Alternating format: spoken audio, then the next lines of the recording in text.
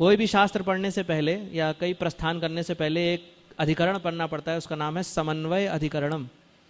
अगर आप श्रुति स्मृति वेदांत सूत्र यानी कि श्रुति प्रस्थान स्मृति प्रस्थान न्याय प्रस्थान वेदांत सूत्र में समन्वय नहीं बिठा पाते तो फिर गड़बड़ है। कई ऐसे घूम रहे हैं गुरुजी बाबा जी ये वो, पूरा मायावाद बोल रहे हैं।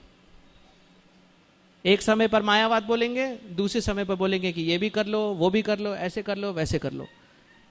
अरे वो तुम ही वही तो हो, देहाभिमान हटा दो, तुम वही हो। आप जिसका नाम ले रहे हैं आगे चल के आप वही बनना चाह रहे हैं, कौन सा भाव है? प्रॉब्लम क्या है कि श्रीपाद आदि शंकराचार्य जी ने दिया विवर्तवाद, जब उसका खंडन किया श्रीपाद रामानुजाचार्य जी ने, श्रीपाद मध्वाचार्य जी ने, विभिन्न श्रीपाद भास्कराचार्य जी ने जो स्मार्थ के थे, इन सब के खंडन के बाद उसको ना सपोर्ट करना थोड़ा कठिन हो गया, तो उनके अनुयायियों ने विवर्तवाद को भी थोड़ा सा बदल दिया। फिर आप ब्रह्म परिणामवाद, प्रतिबिंबवाद, छायावाद, ये वाद वो वाद, मायावाद के भी 100 डिविजन्स हैं आज के टाइम पे। और कोई भी जो आज के टाइम पे जो प्योर मायावादी भी नहीं है। श्री चैतन्य चरण प्रभु जी कहते हैं कि वो है नियो अद्वैतवादी, मतलब सो कॉल्ड। क्यों? क्योंकि उन्होंने ये सारी 100 ब्रांचेस की खिचड़ी बना करके समझ लिया मायावाद। विवर्तवाद जो एक्चुअल जो था अद्वैतवाद उसको समझा भी नहीं।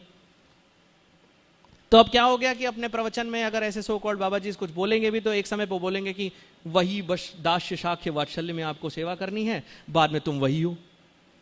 सब खिचड़ी है। और लोग प्रामाणिक संस्थानों को छोड़ करके ऐसे उल्टे सीधे गुरुओं के चक्कर में फंसे हुए हैं, बिल्कुल फंसे हुए हैं।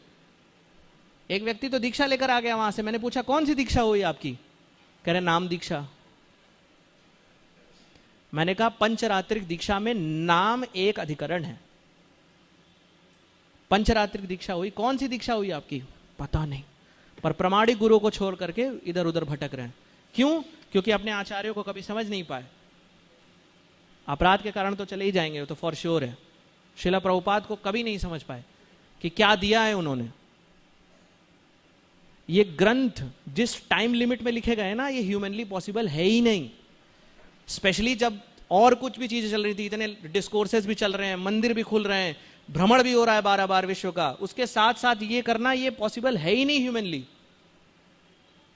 भक्ति वेदांत विद्यापीठ में जब भागवत सप्ताह, भागवत कथा यानी कि समरी की गई थी हिज ग्रेस गौरांग प्रभु की, तो उन्होंने संस्कृत के कई स्कॉलर्स, डिवोटी स्कॉलर्स, उनको बोला गया था कि आप भागवतम के पहले स्कंद के पहले अध्याय के पहले पद्य पे, जन्माद्यस्य यतोऽन्वयादितरतस्, इस पद्य पे आप टीका लिखो। सारी टीकाएं प्रोवाइड कर दी। 17 दिन लग गए, टीका पूरी नहीं हो पाई। और शिला प्रभुपाद ने कुछ ही सालों में Chaitanya Charitamrita, Bhakti Rasamrita Sindhu, Shrimad Bhagavatam, teachings of lord Chaitanya, easy journey to other planets, कितने ग्रंथ लिख दिए। ये पॉसिबल है ह्यूमनली? 7000 पत्र लिखना पॉसिबल हो तो बता दीजिए। अरे लैपटॉप पे ना लिख पाए, उस समय डिक्टाफोन और हाथों से लिखे जा रहे थे। Volumes and volumes of books लिख दी, कितने ही भ्रमण कर दिया, सब कुछ कर लिया। पॉसिबल है? नहीं है।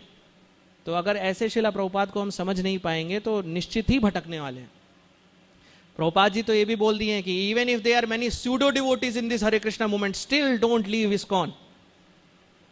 क्योंकि माया ऐसे आपको दर्शन करा देगी, अच्छा ये भक्त ऐसा कर रहे हैं, अच्छा वो भक्त ऐसा कर रहे हैं, हाय उनके साथ ऐसा हो गया, फिर भी नहीं छोड़ना है। हम जुड़े किससे हैं?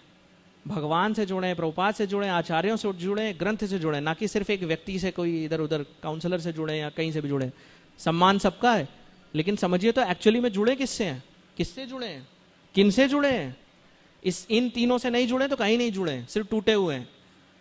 फिर इंस्टाग्राम, फेसबुक, रील्स इत्यादि वगैरह सब जगह आप हर प्रकार की चीज सुनेंगे।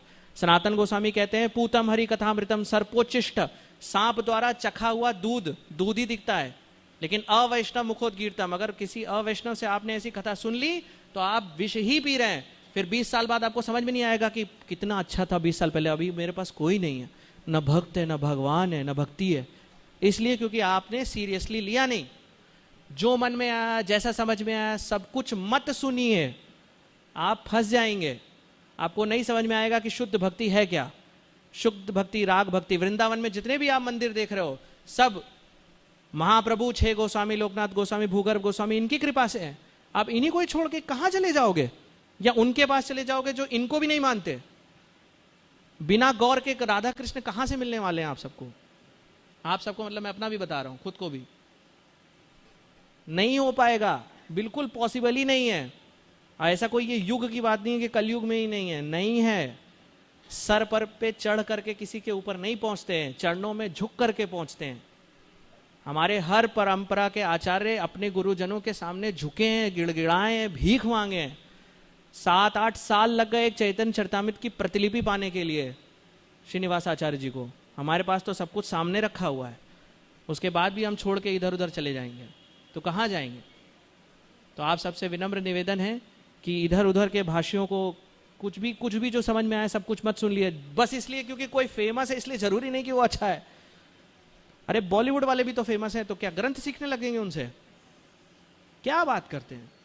गुरु होने की यही पहचान है? हमें तो सच बताए तो हमने पढ़ाई लिखाई तो वैसे ही छोड़ रखी है, और जो पढ़ा लिखा है उसमें भी इतनी पंचमेल खिचड़ी हो रखी है कि क्या ही बताएं। 3 गुणों के अंदर फंसे हम सब, त्रिगुणातीत भगवान की लीलाओं को कैसे समझेंगे जब कोई त्रिगुणातीत आचार्य की शिक्षा का पालन करेंगे? और वो आचार्य कोई और नहीं, श्रीला प्रभुपाद जी हैं।